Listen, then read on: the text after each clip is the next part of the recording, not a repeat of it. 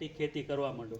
પણ તમારે જમીનની અંદર વીઘો 2 વીઘો જેવી જમીન રાખવી, જેની અંદર આપણે પ્રાકૃતિક ખેતી કરીએ, જેની અંદર જીવામૃત, ઘન જીવામૃત, બીજામૃત છે કે વિવિધ પ્રકારના અસ્ત્રો, જે અત્યારે તમે મોબાઈલની અંદર સર્ચ મારો જીવામૃત કેમ બનાવવું એ તમને બધાને ખ્યાલ છે, એના ફાયદા કેટલા છે એ તમને ખ્યાલ છે, બીજામૃત કઈ રીતે બનાવવું, ઘન જીવામૃત કઈ રીતે બનાવવું, અગ્નિ અસ્ત્ર, બ્રહ્માસ્ત્ર, આવા નિમાસ્ત્ર, આવા બધા જે શસ્ત્રો જેના કારણે આપણા ખેતીની અંદર વિવિધ કીટકો અને રોગો સામે રક્ષણ મળે એ કઈ રીતે બનાવવાના એ બધાને ખ્યાલ જ છે.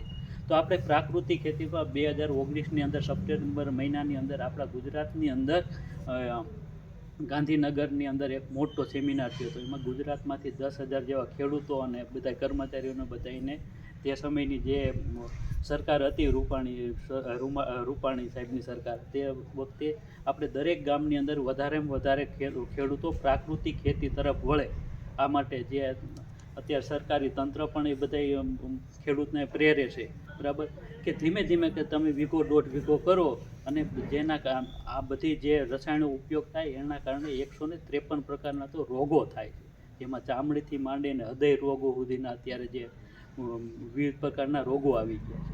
તો આ જે હોય કમસે કમ આપણે બીજાનું નહીં પણ આપણા કુટુંબથી શરૂઆત કરીએ, જેથી આપણા કુટુંબની અંદર જે આપણું સ્વસ્થ સારું હોય છે, તો આપણે ગમે બધું કમાઈ લેવું.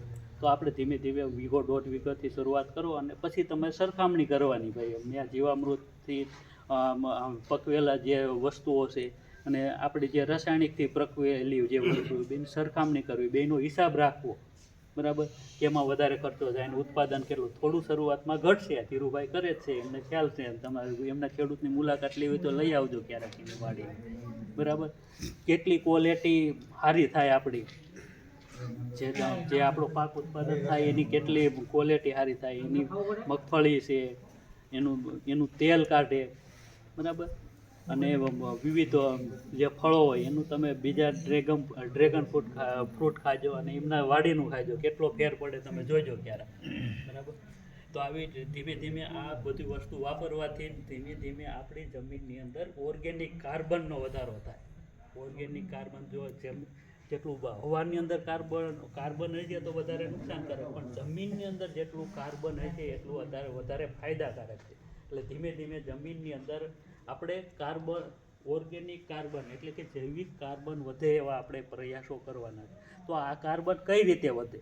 તો જમીનની અંદર આપણે આ બધી વસ્તુ ઉપયોગ કરતા જઈએ ઓર્ગેનિક વસ્તુઓનો, તેના કારણે જમીનની અંદર ઓર્ગેનિક કાર્બનનો વધારો થાય. આ કાર્બનનો વધારો થાય તો આપણે જમીનની અંદર માનો કે તમે એમ નાખો કે હું યુરિયા નાખી દઉં અને પાક ઝડપથી આપણે છોડ ગ્રહણ કરી લે, એવું નથી. યુરિયામાંથી નાઇટ્રેટની અંદર રૂપાંતર કરનારા બેક્ટેરિયા જમીનની અંદર નહીં હોય ત્યાં સુધી છોડ નાઇટ્રોજન લઈ શકવાનો નથી. જો આ બેક્ટેરિયા જ આપણી જમીનની અંદર ન હોય, બરાબર, નાઇટ્રેટ સ્વરૂપની અંદર ફેરવવાળા બેક્ટેરિયા જમીનની અંદર ન રહ્યા, તો આપણે ગમે એટલું યુરિયા નાખીએ કે ડીએપી નાખીએ, ફોસ્ફરસ સોલ્યુબલ બેક્ટેરિયા હોય, પોટાશ સોલ્યુબલ બેક્ટેરિયા હોય, જમીનની અંદર એ બેક્ટેરિયા ન હોય તો આપણે ગમે એટલા રાસાયણિક ખાતરો નાખી છતાં આપણો પાક લઈ શકવાનો નથી. તો આ પ્રાકૃતિક ખેતી કરતા જઈએ તો પ્રાકૃતિક ખેતી કરશું તો આ બધો આપણો ફાયદો છે, જેના કારણે આપણી પર્યાવરણ બચશે, જમીનની ફળદ્રુપતા વધશે, આપણી ગાય બચશે. માનો કે પ્રાકૃતિક ખેતી કરતા જઈએ તો આપણી ગાય પણ બચે, કારણ કે એક ગાયથી આપણે 10 થી 15 હેક્ટર સુધી આપણે જીવામૃત બનાવીને આપણે જમીનની અંદર છંટકાવ કરીએ, બહારથી આપણે વસ્તુ લેવી પડતી નથી, બરાબર. તો આપણી ગાય બચશે, પછી આપણી જમીનના તળ ઊંચા આવશે. એવું કેમ? પ્રાકૃતિક ખેતી કરીએ તો આપણે જમીનનું તળ ઊંચું આવે. તો આ જમીનની અંદર આવે ખેતી ઓર્ગેનિક વસ્તુ વાપરવાના કારણે આપણે જમીનની અંદર અત્યારે દેખાતું નથી એવું અળસિયું આવી જાય.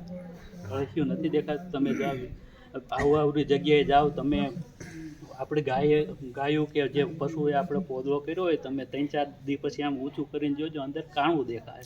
તો આ કાણું કોણ પાડી ગયું? તો આપણી જમીનની અંદર સુસુપ્ત અવસ્થાની અંદર અળસિયા પડેલા છે 10-12 ફૂટ અંદર.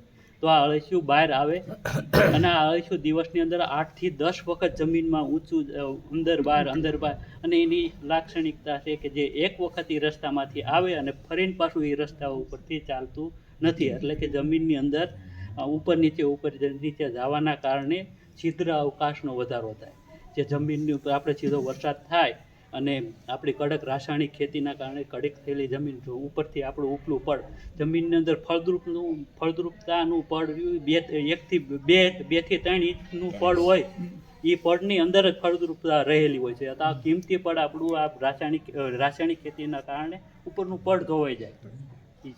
સીધી રીતે આપણે દેખાતું નથી. સીધો કાપ સ્વરૂપે આપણે જો ઉનાળામાં ભરતા હોય કે હાલો કે કાપ ભર લઈ તળાવમાં જ્યાં ભેગો થયો હોય, આ ઉપલું પડ અને આ જમીન 1 સેન્ટીમીટર જમીન બનતા 100 વર્ષ થઈ જાય. જમીનનું ઉપલું પડ આપણું હોયું જાય 1 સેન્ટીમીટર, આ પડ બનતા આપણે 100 વર્ષ સુધી જેટલો સમય અંદર થઈ જતો. તો આ અળસિયાના કારણે જમીનની અંદર છિદ્ર અવકાશ વધે, એટલે કે વરસાદ પડવાથી જમીનની અંદર સીધું જ પાણી આપણે જમીનની અંદર ઉતરી જાય.